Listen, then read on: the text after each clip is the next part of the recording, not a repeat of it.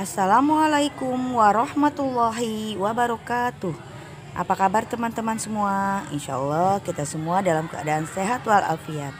Masih tetap semangat ya teman-teman, tetap jaga kesehatan. Kita mulai hari ini dengan pelajaran tematik tema 7 subtema 2 pembelajaran keempat. Kita awali pembelajaran hari ini dengan mengucap Bismillahirrahmanirrahim. Setelah peristiwa proklamasi kemerdekaan, ada pekerjaan sangat penting yang harus dikerjakan. Pekerjaan itu adalah pembentukan Negara Kesatuan Republik Indonesia.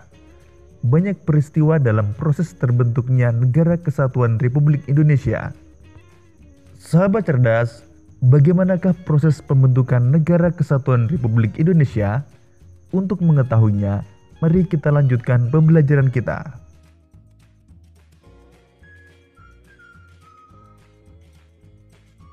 Sebagai negara yang baru lahir, Indonesia belum memiliki undang-undang dasar yang berfungsi untuk mengatur segala aspek kehidupan berbangsa dan bernegara. Kepala negara dan kepala pemerintahan yang akan menjalankan pemerintahan serta kelengkapannya juga belum ada. Para pemimpin bangsa segera memanfaatkan dengan sebaik-baiknya lembaga yang ada pada waktu itu, yaitu PPKI, yang dibentuk Jepang sejak tanggal 7 Agustus tahun 1945. Diketuai Insinyur Soekarno dan wakil ketuanya Dr. Andes Muhammad Hatta, PPKI menggantikan tugas BPUPKI yang sudah berakhir. BPUPKI dibentuk pada tanggal 29 April tahun 1945. Sahabat cerdas, berikut ini peristiwa yang mengiringi proses pembentukan Negara Kesatuan Republik Indonesia. Pertama, pembentukan kelengkapan pemerintahan. Kedua, pembentukan Komite Nasional Indonesia. Ketiga, pembentukan alat kelengkapan keamanan negara. Dan keempat, pembentukan lembaga pemerintahan di seluruh daerah di Indonesia.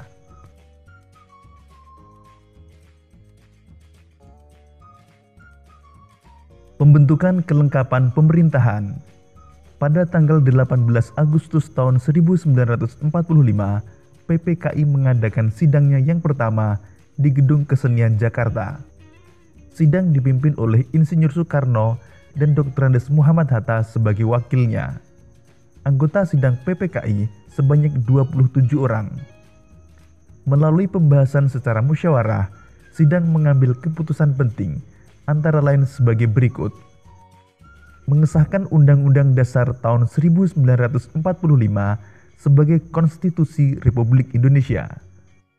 Memilih Presiden dan Wakil Presiden, Insinyur Soekarno sebagai Presiden Republik Indonesia dan Dr. Andes Muhammad Hatta sebagai Wakil Presiden Republik Indonesia. Tugas Presiden untuk sementara waktu dibantu oleh Komite Nasional. Pada sidang PPKI hari kedua, tanggal 19 Agustus tahun 1945, menghasilkan keputusan sebagai berikut. Menetapkan 12 kementerian yang membantu tugas Presiden dalam pemerintah. Membagi wilayah Republik Indonesia menjadi 8 provinsi, yaitu Provinsi Sumatera, Provinsi Jawa Barat, Provinsi Jawa Tengah, Provinsi Jawa Timur, Provinsi Sunda Kecil, Provinsi Maluku, Provinsi Sulawesi, dan Provinsi Kalimantan.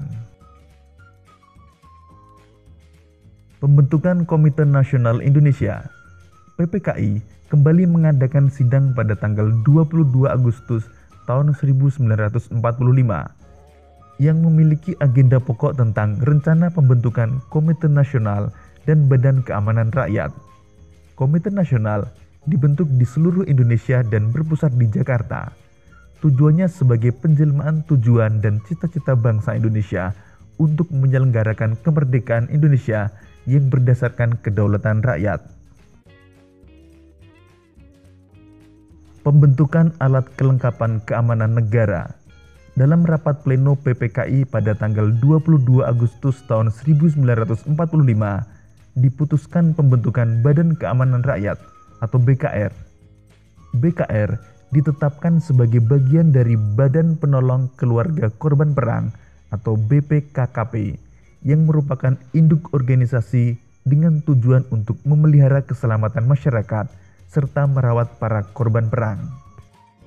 Perkembangan situasi negara makin membahayakan. Pimpinan negara menyadari bahwa sulit untuk mempertahankan negara dan kemerdekaan tanpa angkatan perang. Dalam kondisi seperti ini, pemerintah memanggil pensiunan Mayor KNIL Urip Sumoharjo dari Yogyakarta ke Jakarta dan diberi tugas membentuk tentara kebangsaan. Dengan maklumat pemerintah, pada tanggal 5 Oktober tahun 1945 terbentuklah organisasi ketentaraan yang bernama Tentara Keamanan Rakyat atau TKR. Pembentukan lembaga pemerintahan di seluruh daerah di Indonesia. Sesuai dengan keputusan PPKI tanggal 18 Agustus tahun 1945 bahwa tugas presiden dibantu oleh Komite Nasional. Di daerah-daerah, tugas gubernur atau kepala daerah juga dibantu oleh Komite Nasional di daerah. Pembentukan Komite Nasional Indonesia Daerah yang ada di tiap-tiap provinsi merupakan lembaga yang akan berfungsi sebagai Dewan Perwakilan Rakyat Daerah sebelum diadakan pemilihan umum.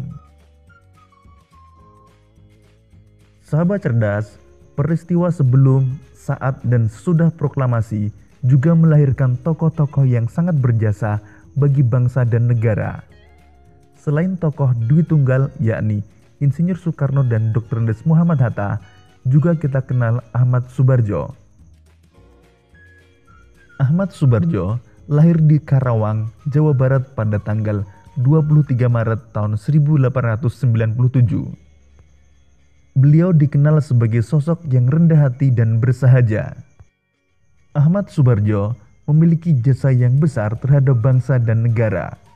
Beliau ikut menjadi panitia 9 yang merumuskan Piagam Jakarta yang menjadi cikal bakal pembukaan Undang-Undang Dasar tahun 1945. Ahmad Soebardjo juga dikenal sebagai tokoh perumus naskah proklamasi kemerdekaan Indonesia. Sahabat cerdas, bangsa Indonesia dibangun di atas keragaman dan perbedaan, ras, suku, golongan, agama, dan budaya yang hidup beriringan menjadikan Indonesia bangsa yang besar. Sebagai bangsa yang terdiri atas beraneka ragam suku bangsa, kita harus bangga karena suku-suku yang ada mempunyai budaya yang beragam. Keragaman tersebut terlihat jelas dalam unsur-unsurnya. Berikut ini unsur-unsur dari sebuah budaya. Pertama, religi atau kepercayaan. Kedua, mata pencaharian. Ketiga, teknologi dan peralatan. Keempat, kesenian. Kelima, pengetahuan. Keenam, sistem kemasyarakatan. Dan ketujuh, bahasa. Unsur budaya yang pertama adalah religi atau kepercayaan. Di Indonesia, diakui ada 6 agama resmi, yaitu Hindu, Buddha, Islam, Katolik, Kristen, dan Konghucu. Semuanya dapat mengembangkan sikap toleransi dan kerukunan.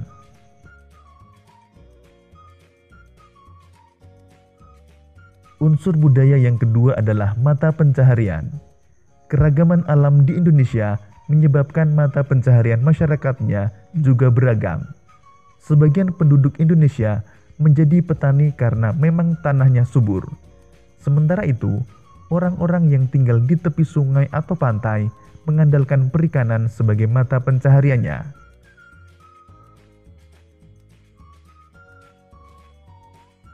Ketiga, teknologi dan peralatan. Teknologi berkaitan dengan kepandaian dan keterampilan orang dalam membuat atau melakukan sesuatu untuk memenuhi kebutuhan hidup. Teknologi bermula dari bentuk yang sangat sederhana, lalu berkembang terus sesuai dengan perkembangan dan kemajuan zaman. Keempat, kesenian. Kesenian dapat dikelompokkan menjadi 2 macam. Pertama, kesenian yang dapat dinikmati oleh mata, misalnya seni patung, seni ukir, seni lukis, seni rias, seni tari, seni pedalangan atau wayang, dan seni olahraga. Kedua, kesenian yang dapat dinikmati oleh telinga, misalnya seni musik dan seni sastra. Setiap suku di Indonesia juga memiliki lagu daerah, alat musik, dan berbagai keseniannya sendiri-sendiri. Kelima, pengetahuan. Berbagai suku bangsa di Indonesia telah memiliki pengetahuan yang tinggi. Pengetahuan itu telah mereka terapkan untuk mengatasi kesulitan-kesulitan hidup. Misalnya pengetahuan tentang berbagai jenis tanaman dan ramuan obat tradisional. Kemudian orang Dayak memiliki pengetahuan menentukan arah sehingga tidak tersesat di hutan belantara. Dan pengetahuan menentukan arah para pelaut tradisional, sehingga dapat mengarungi samudera dengan kapal pinisinya. 6. Sistem kemasyarakatan.